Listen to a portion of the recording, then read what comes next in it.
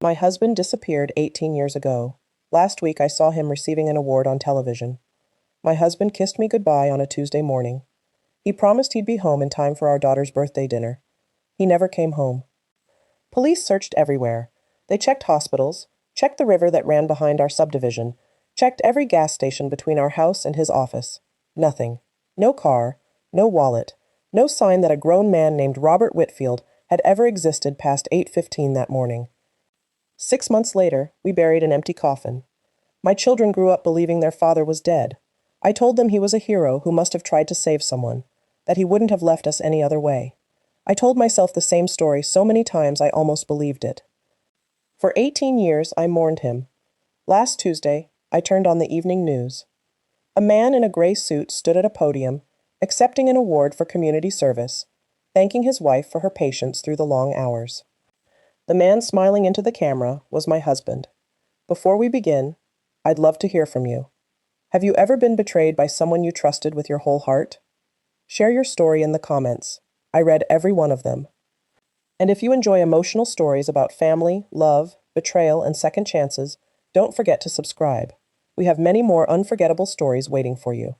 Now, let's begin. My name is Diane Whitfield, and before any of this happened, I would have told you my life was ordinary in the best possible way. We lived in Millbrook, Ohio, in a 2-story house with green shutters that Robert repainted every third summer, whether they needed it or not. He worked as an accountant for a mid-sized firm downtown, the kind of job that came with a pension and a parking spot with his name stenciled on a little sign. I taught 3rd grade at Millbrook Elementary. We had 2 children. Tyler was 11, all elbows and opinions. Emily was about to turn 7, and she had been talking about her birthday dinner for a month, because Robert had promised her steak, the good kind, the kind we only had on special occasions. Robert was not a complicated man, or so I believed. He liked his coffee black, his lawn mowed in diagonal stripes, and he sang off-key in the shower every single morning of our marriage. He was steady. He was the kind of man other men described as reliable, which sounds like a small compliment until you understand how rare it actually is. Emily had been counting down the days on a paper calendar taped to the refrigerator, crossing off each square with a purple marker she insisted was the only appropriate color for a birthday countdown. She'd already picked the restaurant, a small steakhouse on Main Street that let children order off the adult menu if they asked politely, and she'd rehearsed, more than once at the dinner table, exactly how she intended to ask for the biggest steak on the menu without anyone laughing at her. That Tuesday morning, he stood in the kitchen in his gray suit, the one with the thin blue pinstripe, and he kissed my forehead the way he always did, quick and warm, like punctuation at the end of a sentence we'd been writing together for 12 years. "Steak tonight," he said. "Tell Emily I haven't forgotten." I told him I would. I told him to drive safe, because there was frost on the windshield, and the roads out past the Millbrook Bridge got slick this time of year. He waved from the driveway, backed the car out, and turned left toward downtown instead of right toward the highway, which I only remembered later, when a detective asked me to describe his exact route, and I realized I had no idea if he ever arrived. He never called that afternoon to check in, which was unusual, but not alarming. He never picked up Emily's cake from the bakery on 3rd Street, which the owner mentioned 3 days later, when the police started asking questions in town. He never walked through our front door. By 6 o'clock, I had called his office twice. His secretary, a kind older woman named Pat, told me he'd left at noon for a client meeting and never came back to his desk. By 7, Emily was asking why the table was set for 4, but only 3 of us were sitting at it. By 9, I was standing in our driveway in the cold, watching headlights come down our street and disappear past our house, one after another, none of them his. I called the police at 11. They told me a grown man is allowed to be late. They told me to call back if he wasn't home by morning. He wasn't home by morning, or the morning after that, or any morning for the next 18 years.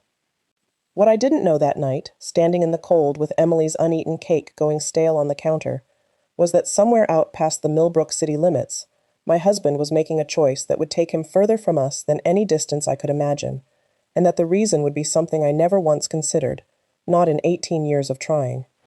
The first week, the police treated it like a routine case. Adults leave, adults have affairs, gambling debts, second families they've been hiding in the next county over. I understood why they thought that, even as it made me want to put my fist through the interview room wall. Detective Marlon Reyes was the one assigned to us, a heavy-set man with tired eyes who'd clearly done this 100 times and had learned not to promise anything. He asked me about our marriage. Was Robert unhappy? Did we fight? Did he have access to money I didn't know about? I answered every question honestly, and every honest answer made the case look worse for me, because there was no ordinary explanation for a man like Robert Whitfield simply not existing anymore. His car turned up 4 days later, parked at a long-term lot near the regional airport, 40 minutes from Millbrook. No note, no luggage, no flight under his name from any airline that served that airport. The car itself was locked, keys nowhere to be found, everything inside exactly as it should have been, his travel mug in the cup holder, a half-finished crossword on the passenger seat, his reading glasses folded on the dash. It was the glasses that undid me. Robert couldn't read a menu without them. Wherever he'd gone without the ability to see clearly, and something about that detail made every theory the police offered feel wrong.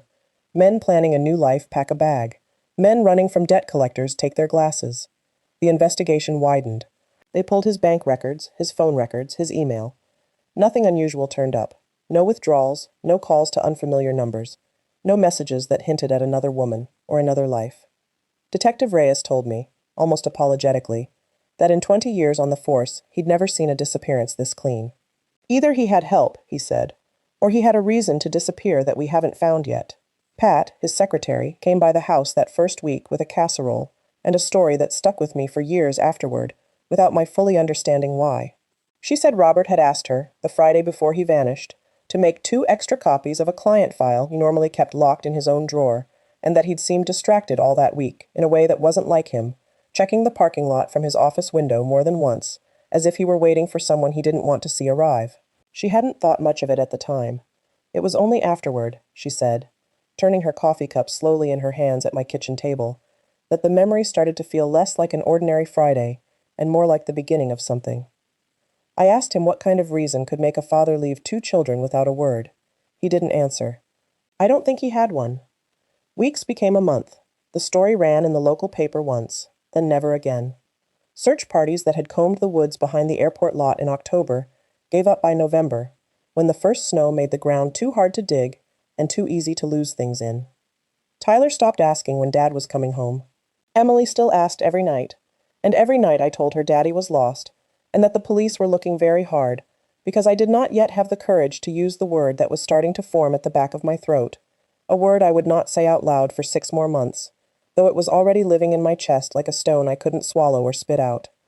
What none of us knew, not the detective, not the neighbors who brought casseroles and stopped bringing them, not even I, lying awake counting the cracks in our bedroom ceiling, was that Robert was, at that very moment, less than 300 miles away, sitting in a room with 2 federal agents, being told that going home was the one thing he was no longer allowed to do. Detective Reyes called me down to the station once more that winter, and I remember dressing carefully for the meeting, as if the right cardigan might somehow convince him I wasn't the kind of woman whose husband simply walked away. He sat across a metal table from me with a manila folder he never fully opened, and he asked me a question I hadn't expected. Did your husband ever mention feeling watched, followed, anything unusual in the weeks before he disappeared? I told him no, nothing, though even as I said it I felt a small, uneasy tug at the back of my memory, something I couldn't yet name, a detail too faint to mention and too strange to dismiss entirely. He asked about Robert's work, specifically about a client file he'd apparently been unusually private about in the weeks before he vanished, according to his secretary Pat, who'd mentioned it almost as an afterthought during her own interview. I told him I didn't know the details of Robert's clients. He'd always kept that part of his work separate from home, the way most accountants do, out of professional habit rather than secrecy. Reyes closed the folder without showing me anything inside it, and told me, in the careful, non-committal tone of a man who suspects more than he's permitted to say, that the firm's records for that particular client had been requested and denied by a legal team citing confidentiality, an unusual roadblock for what should have been a routine records request in a missing persons case. He didn't elaborate further, and I didn't understand, sitting in that cold interview room, that I had just come within one open folder of learning the truth 18 years before I actually did. A truth some invisible hand, working through lawyers and paperwork and careful denials, seemed determined to keep buried right alongside the husband it concerned. By spring, Detective Reyes stopped calling with updates, because there were no updates left to give. I stopped calling him too. There's a particular kind of silence that settles over a house when hope has been asked to wait too long, and by March, our house had that silence in every room. My mother-in-law, Carol, came to stay with us for a while that spring. She'd raised Robert alone after her husband passed, and she carried grief the way some people carry weather, in every joint, in every slow movement across a room. She never once suggested Robert had left us on purpose. "My son doesn't run," she told me one night, over dishes neither of us were really washing. "Something happened to him. Something took him." I wanted to believe her more than I wanted to believe anything else in the world. Money became a problem faster than I expected. Robert's salary had covered more of our life than I'd realized. The mortgage, the car payments, Emily's dance lessons, the modest college fund we'd started the week Tyler was born. Missing persons don't come with a paycheck, and a missing husband isn't dead enough for life insurance, and isn't present enough for a joint account to function normally. I went back to teaching full days instead of half, picked up summer school, sold Robert's truck because we couldn't afford 2 vehicles and a mortgage on one salary. The community was kind, in the way small towns are kind when a tragedy is fresh, and then increasingly less kind as it becomes old news that makes people uncomfortable. Casseroles turned into polite nods at the grocery store. Prayers turned into whispered theories I wasn't meant to hear but always did. That Robert had a gambling problem nobody knew about, that he'd started a family somewhere else, that quiet men like him were always hiding something underneath. By August, 6 months after that Tuesday morning, Detective Reyes sat across from me at our kitchen table and told me, as gently as a man in his position could manage, that without a body, without a lead, without a single piece of new evidence in half a year, the case would remain open but inactive. He used the phrase administrative closure, which I later learned was department language for "we've stopped looking." Carol was the one who suggested the funeral. Not because she believed Robert was dead, she never said those words, not once, but because Tyler and Emily needed somewhere to put their grief that wasn't an empty chair at every dinner. We held a small service at Millbrook Community Church on a gray Saturday in September, an empty coffin, closed, because there was nothing to put inside it. I stood at the front in a black dress I'd bought for the occasion and realized, watching my daughter clutch a photograph of her father instead of his hand, that I had no idea whether I was burying a husband or a lie, and it would be nearly 18 years before I understood there was a third option I hadn't considered at all. Grief does not move in a straight line.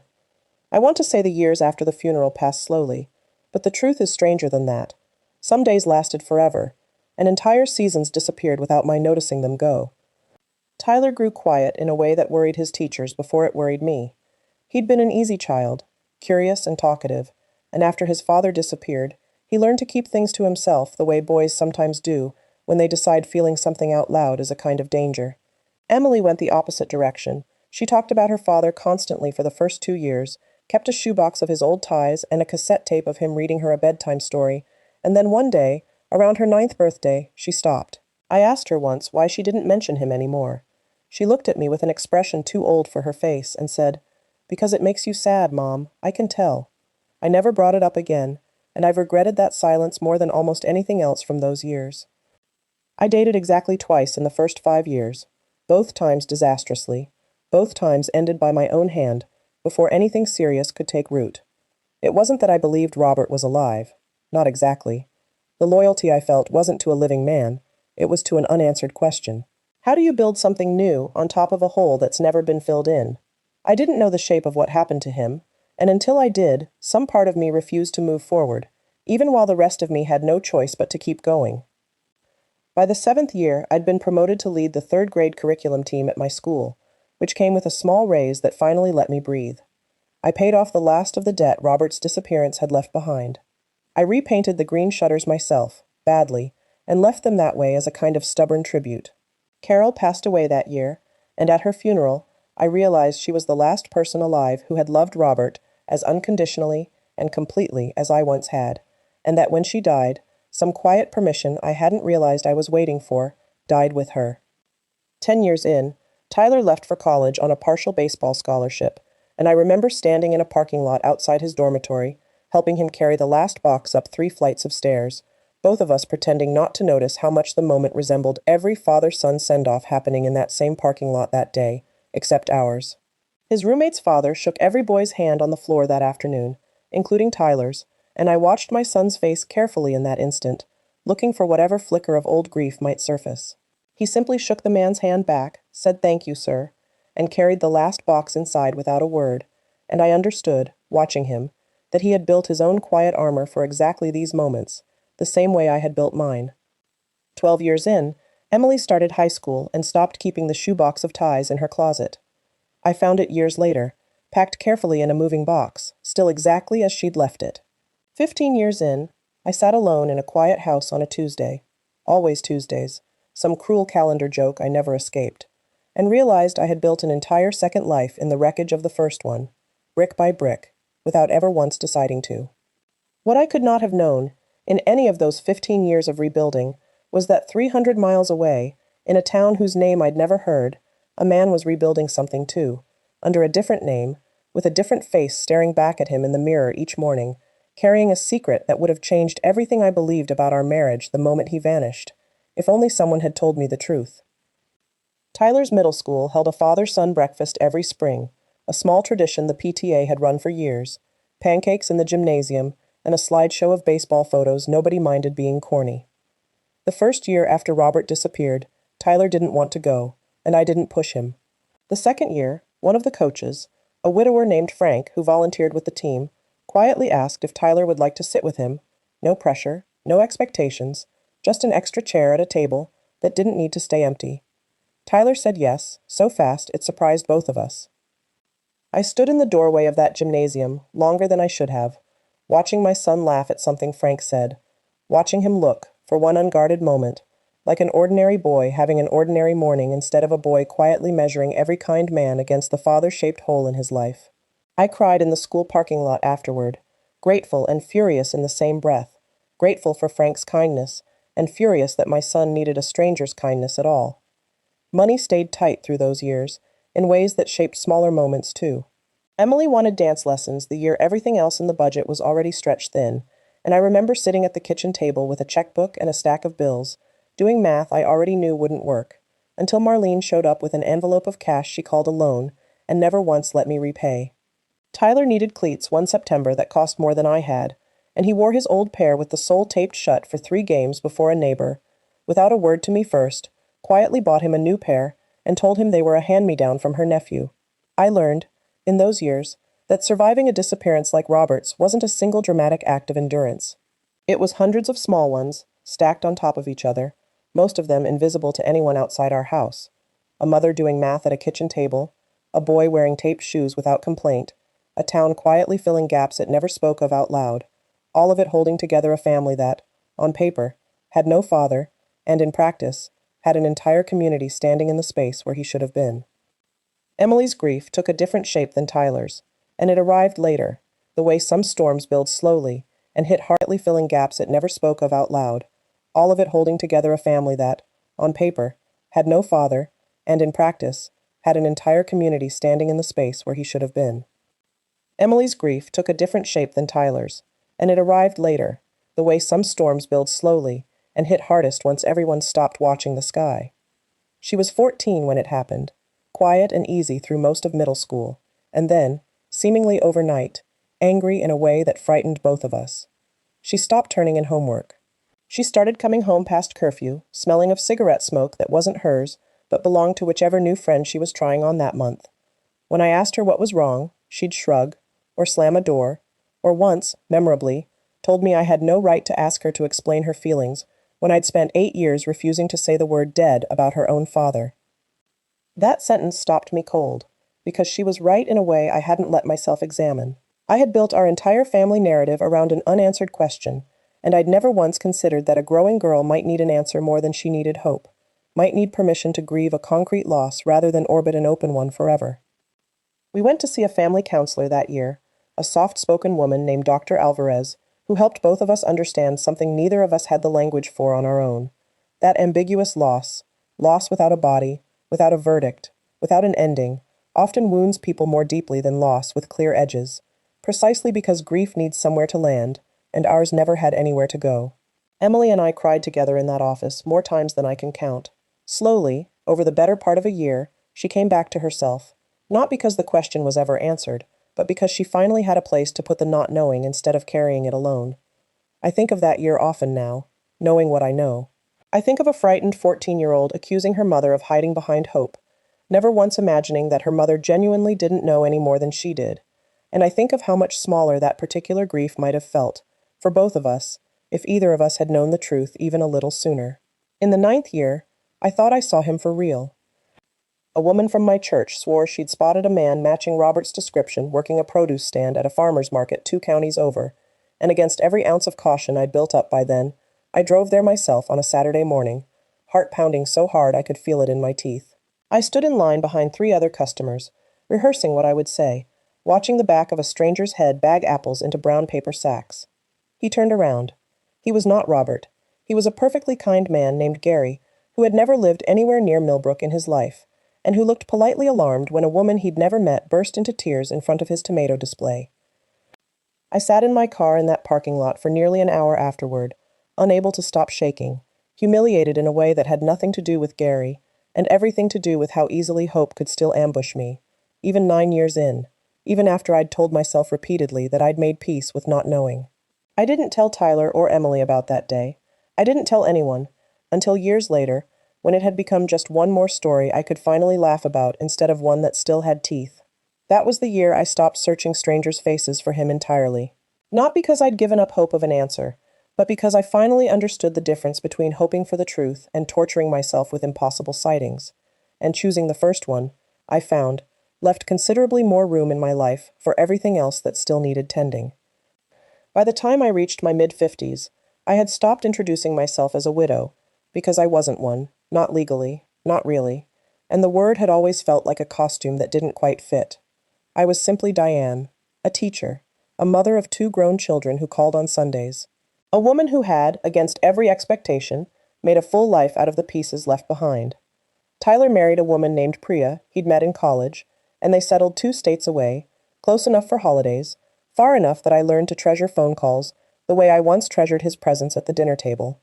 He became an engineer, methodical and careful in exactly the way his father had been, and I saw Robert in him constantly, in the way he squared his shoulders before delivering bad news, in the way he hummed while he worked and never noticed he was doing it. Emily stayed closer to home. She'd become a nurse, drawn, she told me once, to a profession where she could fix things that were broken, which I understood better than she probably realized. She dated a good man named Marcus for 6 years, before marrying him in our backyard, under the maple tree Robert had planted the year Tyler was born. I gave a toast at that wedding that made half the guests cry, and I meant every word of it, and Robert's absence sat in that yard with us, like a guest nobody had invited but everybody remembered. I had found, by then, a kind of peace I never expected to reach. Not happiness exactly. Happiness had always felt like something borrowed from a life I used to have, but a steadiness, a sense that I had survived something enormous, and come out the other side still recognizably myself. I gardened. I read constantly. I took a trip to Italy with 2 other teachers from my school, and cried on a balcony in Florence, for reasons I couldn't fully explain to them, though I understood them perfectly myself. Last Tuesday started like any other evening. I'd graded papers, eaten a simple dinner alone, and settled into the recliner Robert used to call his own, though I'd long since stopped thinking of it that way. I turned on the local evening news out of habit more than interest, half listening while I scrolled through a magazine, waiting for the segment about a community foundation gala to end so I could catch the weather. And then a name I hadn't heard spoken aloud in 18 years came out of my television, attached to a face I would have recognized in complete darkness, in any lifetime, under any name at all, and every fragile, hard-won piece of peace I had built for myself over 18 years came apart in the space of a single, impossible breath. The segment was about a local philanthropist being honored for founding a mentorship program for at-risk teenagers, something about second chances and steady hands guiding young people away from trouble. The anchor introduced him warmly. "Please welcome tonight's honoree, Daniel Marsh." I almost didn't look up. The voice caught me before the name did. A particular cadence, a way of pausing before he answered a question, like he was weighing every word for honesty before he let it out of his mouth. I looked up at the screen, expecting a stranger. I did not see a stranger. He was heavier than he'd been, his hair fully gray now instead of the sandy brown I remembered, a neat beard covering the jaw I used to trace with my thumb on quiet Sunday mornings. But the eyes were unmistakable, the way he tilted his head slightly to the left when he listened, the small scar above his right eyebrow from a bicycle accident at 14, a scar I had kissed 100 times over 12 years of marriage. This was not a resemblance. This was not a trick of grief, playing games with a lonely woman's mind, the kind of thing I might have half convinced myself of in the earliest years, when every stranger on the street briefly wore his face before my eyes corrected themselves. This was Robert. He stood at a podium in a community center I didn't recognize, in a town the Chiron identified as Ashford Falls, 300 miles from Millbrook, thanking the board for their support, and thanking, in his next breath, my wife Sandra, who's put up with more late nights than any woman should have to. I don't remember dropping the remote. I don't remember standing up. I remember the sound my own voice made, a strangled, wordless thing that brought Emily's number up on my phone screen before I'd consciously decided to call her, my thumb moving faster than my mind could organize what I was about to say. She answered on the third ring, laughing at something Marcus had said in the background, her voice warm and unsuspecting. "Hey, Mom, what's up?" I opened my mouth to tell my daughter that her father was alive, that he had a wife who wasn't me, a name that wasn't his, and a whole life built in a town none of us had ever set foot in, and I realized, in that single suspended second before I spoke, that I had absolutely no idea how to say any of it, in a way that wouldn't sound like the ravings of a woman who had finally, after 18 years, lost her grip on reality entirely. "Mom, you still there?" I told her. There was no gentle way to build up to it, so I simply said the words. "I saw your father on the news tonight. He's alive. He's using a different name." And I listened to 18 years of careful, hard-won peace shatter on the other end of the line in real time. Emily's first reaction wasn't disbelief. It was fear. Fear for me. "Mom, are you okay? Did something happen at school? Are you taking your blood pressure medication?" The questions came fast and worried. The questions you ask someone you love when you think grief or exhaustion has finally caught up with them after 2 decades of holding steady. I understood why she asked them. I might have asked the same thing, in her position, of anyone else's mother. I told her I wasn't confused. I told her to look up the segment herself, that it would likely post online by morning, that she didn't have to take my word for anything, when her own eyes could confirm it. She went quiet in a way that told me she was humoring me, the way you humor someone you're worried about, and promised she'd look tomorrow, and asked if I wanted her to come stay with me for a few days. Tyler's reaction, when Emily called him after we hung up, I found out later, not from him directly, was worse. He suggested, carefully, gently, that maybe watching too much local news alone at night wasn't healthy for a woman my age. That maybe it was time I considered talking to someone, a grief counselor, someone who specialized in the kind of unresolved trauma that could apparently, after enough years, start producing this kind of conviction. Nobody said the word delusion out loud.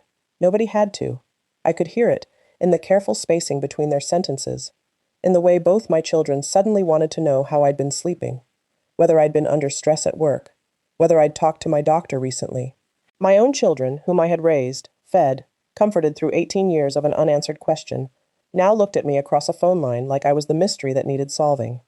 I didn't argue. I didn't need to.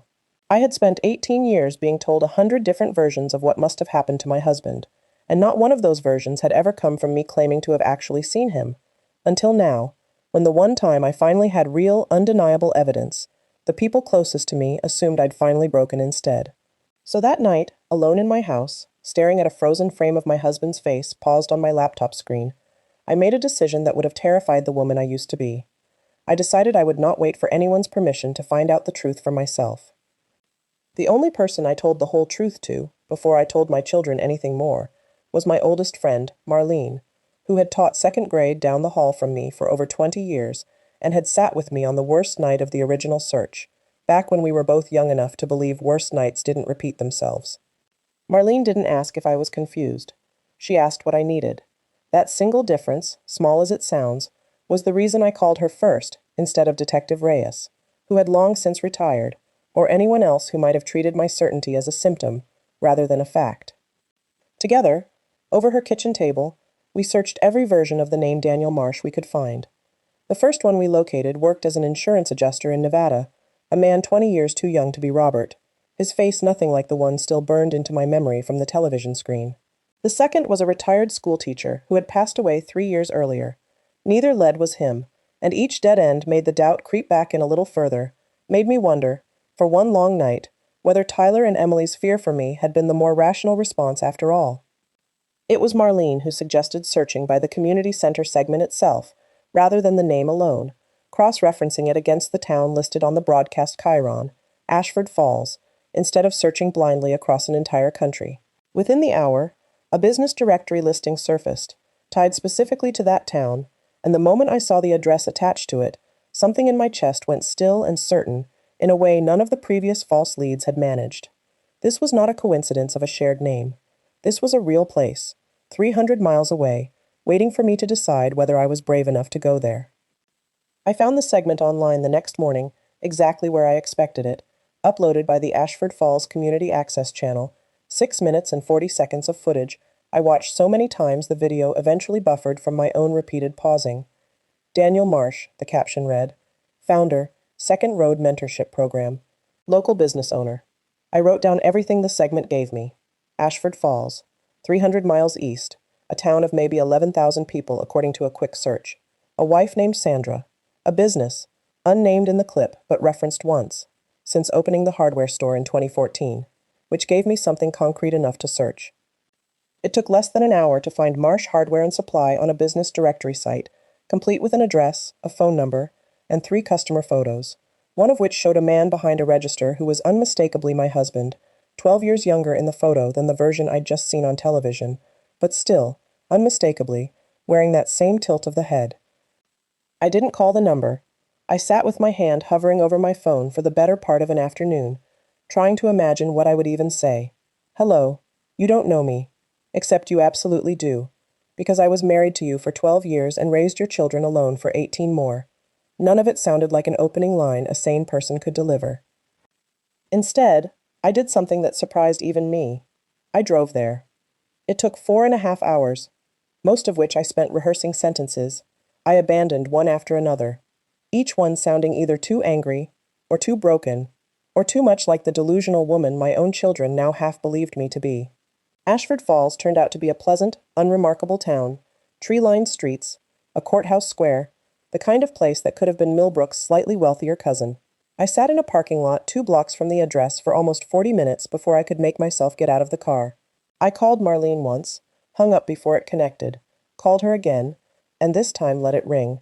She didn't tell me to go in. She didn't tell me to turn around either. She just stayed on the line while I breathed, the way you'd stay on the phone with someone standing at the edge of something they weren't sure they could survive, until I finally said, out loud, I have to see his face. Whatever happens after that, I just have to see it, and she said that was reason enough, and told me to call her the second I was back in the car, no matter what happened. Marsh Hardware and Supply sat on the corner of 4th and Elm, green awning, hand-painted lettering, a bell over the door I could hear even from the sidewalk when a customer walked in ahead of me. I stood across the street for nearly 20 minutes, unable to make my legs carry me any closer, watching through the front window as a man who used to be my husband laughed with a customer over something I couldn't hear. A completely ordinary moment, in a completely ordinary life, that had somehow required the complete erasure of the one he used to share with me. Twice I turned to walk back to my car. Twice something stopped me. Not courage exactly, more a refusal to drive 4.5 hours home, carrying the same unanswered question I'd carried for 18 years, when the answer was standing 40 feet away, behind a pane of glass, restocking a shelf of paint cans, like a man who had never once had another life. And then he looked up, through the window, directly at where I stood on the sidewalk across the street, and for one unbearable second, before his face changed entirely, I watched 18 years of careful invention collapse behind his eyes in the exact instant he recognized me. He didn't run. I'll give him that much, though in the moment I almost wished he had, because at least running would have been a reaction I understood.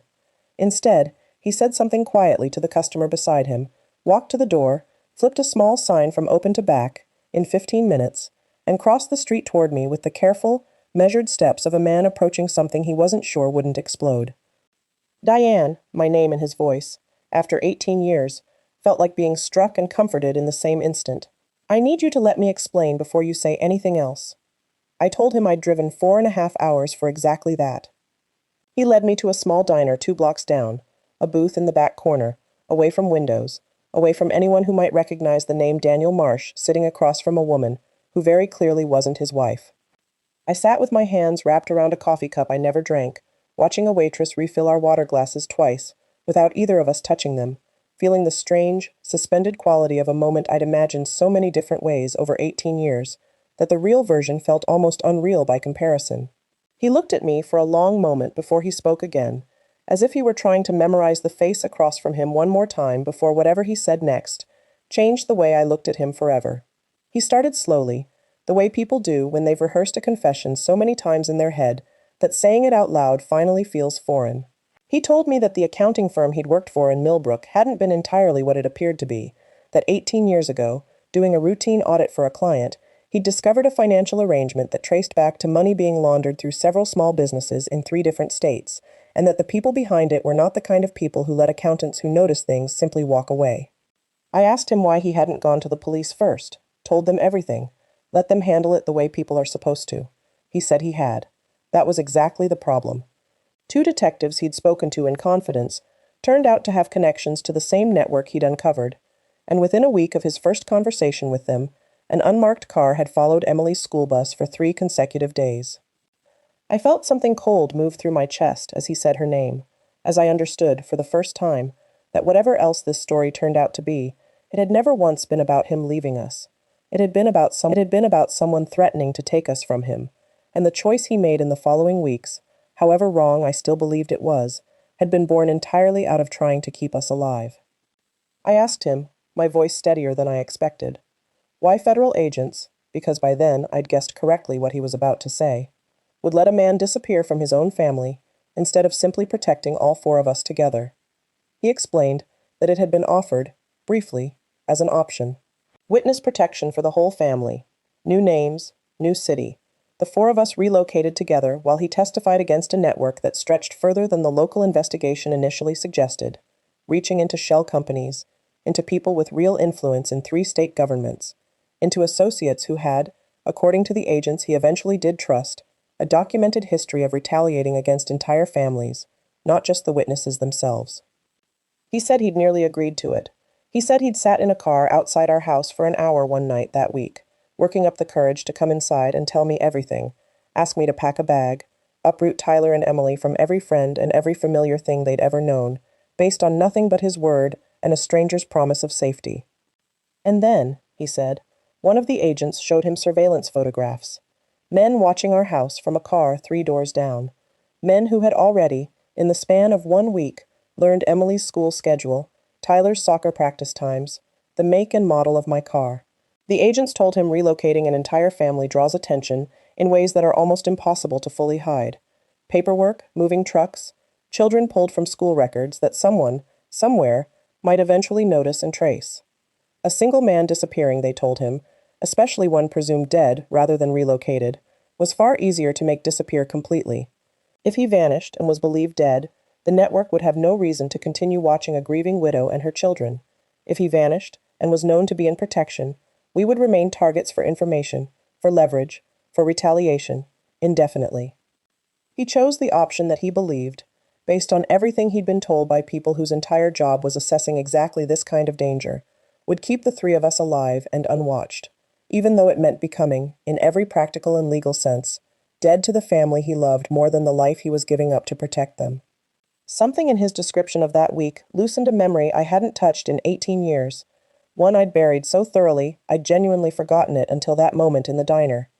A sedan, dark blue, parked across the street from our house for several evenings that same week, in the days just before Robert vanished.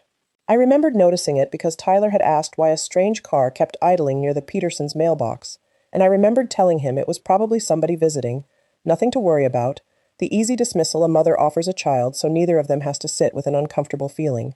I remembered mentioning it to Robert once, in passing, over dishes, and I remembered him going unusually quiet before changing the subject to something about Emily's birthday dinner. I told him about the sedan, and watched his face go pale in a way that told me, more clearly than any explanation he'd given so far, that this detail was not new information to him. I saw it too, he said quietly. That's the week I knew for certain it wasn't just a threat on paper anymore. That's the week I started making the calls that ended with me disappearing. He reached toward my hand across the table, and then stopped himself, unsure, after 18 years, whether he still had permission to close that particular distance. Sitting there, I understood something I hadn't let myself fully understand before, that I had lived alongside the beginning of this story without ever knowing it, that the danger which took my husband from me had, for one brief week, idled quietly across the street from our house, while I told my son not to worry about it. 18 years of grief suddenly had a starting point I could actually picture, a blue sedan and a mother's easy reassurance, and knowing that made the whole impossible story feel, for the first time, entirely real. I asked him, once I could speak again, what those 18 years had actually looked like from the inside, because from where I sat, the word protection had always conjured something clean and official, not a whole invented life with a wife, and a hardware store, and a mentorship program named after second chances. He told me the first 2 years were the hardest, spent in a series of temporary placements before Ashford Falls became permanent, learning to answer to a name that felt like a costume every time someone said it. He said he took the mentorship work seriously, in a way that surprised even him, that working with teenagers who'd made one bad decision and were being written off for it felt like the closest thing he had to atonement for a decision of his own that had cost people who'd done nothing wrong at all. He said some nights, especially early on, he'd sit in his car outside the hardware store after closing and simply say our children's names out loud into the empty dark, Tyler, Emily, like a small, useless prayer that at least kept their names alive somewhere, even if only in his own mouth. He said the hardest part wasn't the danger, which faded years before he was told it had. The hardest part was the specific, ordinary things he missed. Emily's laugh, which he said he could still hear perfectly if he closed his eyes, or the sound of my key in our old front door, a sound so small he hadn't realized he'd memorized it until it was the thing he missed most. He said building a new life had never once erased the old one. It had simply run alongside it, silently, for 18 years, the way a shadow follows a man who's stopped noticing it's there. I sat in that diner booth for a long time without speaking, turning the story over the way you turn over a stone you're not sure you want to look underneath. Robert kept talking, quieter now, less rehearsed, as if the hardest part was already behind him. He told me the trial had taken nearly 3 years to fully conclude, delayed twice by appeals and by 2 of the men involved fleeing the country before being extradited. He told me the agents had promised, at the very beginning, that it would be temporary, a year, maybe 2, until the network was dismantled and the threat assessment came back clear. But threat assessments, he said, don't work on a family's timeline. 2 years became 4, when a key witness in a related case was killed in what authorities suspected, but could never prove, was retaliation. 4 became 8, when new evidence linked the original network to a second, larger organization that federal investigators spent years quietly building a case against, using Robert's original testimony as a foundation piece they didn't want exposed prematurely. By the time agents finally told him, in year 11, that the immediate danger had passed enough to consider limited contact, he told me something that broke my heart more than any part of the story before it. He said he no longer knew how to undo what he'd done. 11 years of believing his family thought him dead. 11 years of a new name, a new town, a version of himself he'd built specifically so that watching him wouldn't lead anyone back to the people who mattered. He said the counselor assigned to him through the program told him that resurfacing after that long often caused more damage than continuing to stay away, that grief which has been fully processed and grief which gets reopened are not the same wound, and the second one heals slower. He said he told himself, every year that passed, that it was one more year of keeping us safe. He said somewhere around year 15, he stopped being sure whether that was still true, or whether it had simply become easier to believe than the alternative, that he had, out of fear disguised as love, simply let 18 years happen to people who deserved better than his silence. I asked him one question after that, the only one that mattered anymore. I asked him if he'd ever, even once in 18 years, come back to Millbrook, just to see us from a distance, and the long silence before he answered told me everything his answer eventually confirmed. 3 times, he said finally, Emily's high school graduation, Tyler's wedding, from the parking lot I never went inside, and once, about 6 years ago, I drove past the house on a Tuesday, because Tuesdays were always... He stopped himself before finishing the sentence, but I finished it silently in my own head. Tuesdays were always ours. I told him about the funeral, the empty coffin, Tyler's silence that worried his teachers, Emily packing away a shoebox of his ties, like she was finally letting a ghost rest. I told him about selling his truck, about the years of summer school and stretched paychecks, about Carol dying still believing, until her last breath, that something had simply taken her son, rather than that he'd made a devastating choice to protect us, at a cost none of us had agreed to pay alongside him. He cried, quietly, in a way I don't think he allowed himself often. He said he was sorry in every way a person can be sorry, and that he understood sorry could not restore 18 years, could not give Tyler back a father at his baseball games, or Emily a father to walk her down the aisle, could not undo the particular loneliness of raising 2 children while carrying a grief that never fully resolved, because there was never a body, never an ending, only an endless, unanswered middle.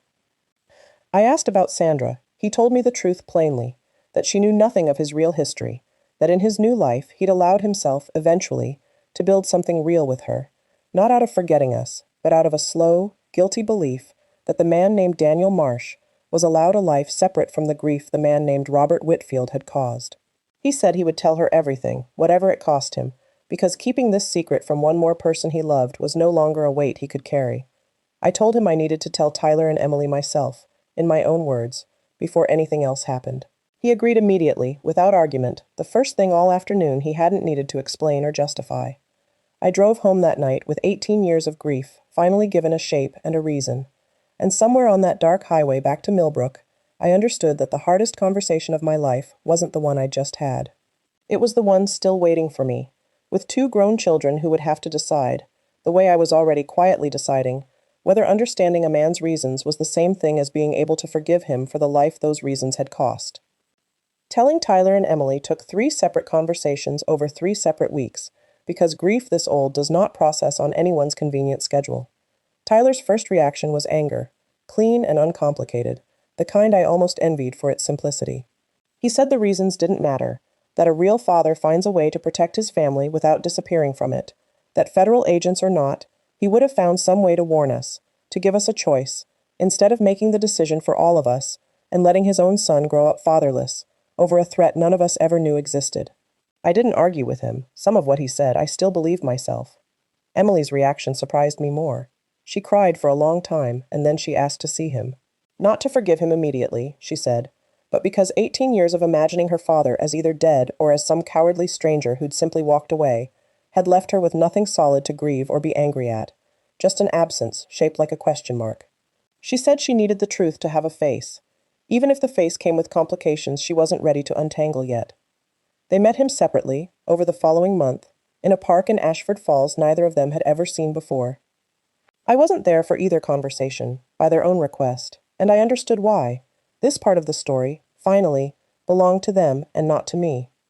Tyler told me about his afterward, in pieces, over several phone calls, because he wasn't ready to give me all of it at once. He said he'd arrived early and sat on a bench rehearsing everything he wanted to say, all the anger he'd carried since he was 11 years old, and that the moment Robert actually sat down beside him, every rehearsed sentence disappeared, replaced by a single question he hadn't planned to ask at all, whether his father had ever, even once, thought about what missing a wedding, a graduation, the birth of a granddaughter, would actually feel like from the other side, or whether the danger had simply been easier to picture than the specific griefs it would cause. Robert didn't defend himself, Tyler said. He simply answered honestly, that he had pictured exactly those losses, every year, in specific and painful detail, and that the picturing had never once made the decision feel less necessary, only more costly, a distinction Tyler said he was still working to fully understand himself. They sat on that bench for over 2 hours. Tyler didn't forgive him that day, not completely, but he told me afterward that watching his father cry, openly and without excuse, had done something anger alone never could. It had made Robert human again, instead of simply the shape of an old wound. Emily came away from her own conversation crying again, but differently this time. She told me it felt like finally being allowed to close a door that had been left open for 18 years, whether or not she walked back through it. As for me, I spent those same weeks doing something I hadn't expected to need, sitting with the question of what forgiveness actually required of me, and slowly, carefully, arriving at an answer that surprised even me. That understanding why he left, and even forgiving the man who left, did not obligate me to walk back into the life he'd built without me, no matter how completely his reasons finally made sense. Robert asked to see me one final time before I made whatever decision I was going to make, and I agreed, because I owed both of us a clear ending rather than a conversation that simply trailed off into silence, the way our marriage technically already had. We met at the same diner in Ashford Falls. He looked different to me that day than he had the first time, not older, exactly, but somehow less like a stranger wearing my husband's face, and more like a man I had once loved, now carrying 18 years I hadn't been part of. "I need to ask you something," he said, before I could speak, "and I need you to answer honestly, even if it hurts me." He asked whether there was any version of this where we found our way back to each other, whether enough time and enough truth could ever repair what his choice had broken. I thought about the question longer than he probably expected. I thought about 18 years of Tuesdays. I thought about Tyler's quiet anger and Emily's shoebox of ties. I thought about the woman I had become in his absence, steadier, more capable, someone who had rebuilt an entire identity out of raising 2 children and surviving a grief with no ending, someone who was, if I was honest with myself, not the same woman who had kissed him goodbye that Tuesday morning 18 years ago.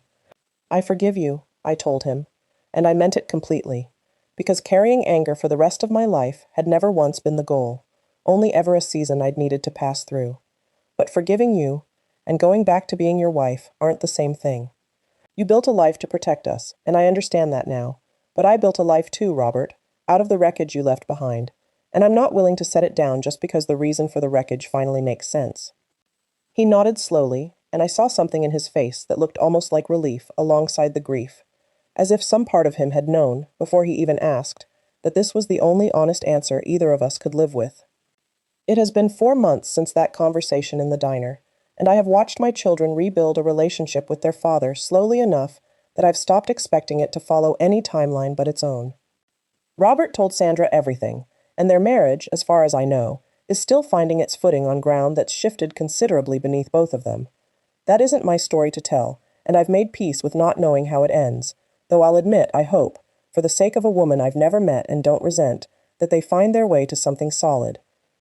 Tyler still speaks to his father, carefully, on a schedule that seems to add a little warmth every few months, the way trust rebuilds itself in small, deliberate increments rather than all at once.